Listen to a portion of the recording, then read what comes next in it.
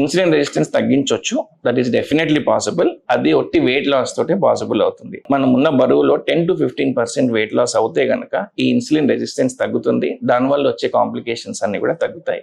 Insulin resistance వల్ల నేను చెప్పినట్టు డయాబెటీస్ వస్తుంది, మన కొలెస్ట్రాల్ లో తేడాలు వస్తున్నాయి, ఫ్యాటీ లివర్ అనేది ఈ మధ్య తరచూ వింటున్నాము, ఎక్కువైపోతుంది. All this is because of insulin resistance.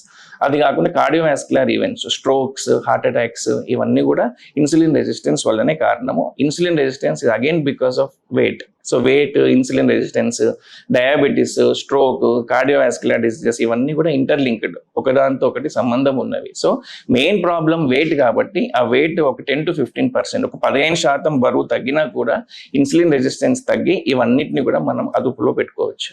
Med plus లో అదే మెడిసిన్, అదే క్వాలిటీ, మార్కెటింగ్, డిస్ట్రిబ్యూషన్, ఇంకోటి అంటూ వీళ్ళకి అదనపు ఛార్జీలు ఉండవు. అందువల్లే 50 to 80% డిస్కౌంట్ లో మనకు అందిస్తున్నారు.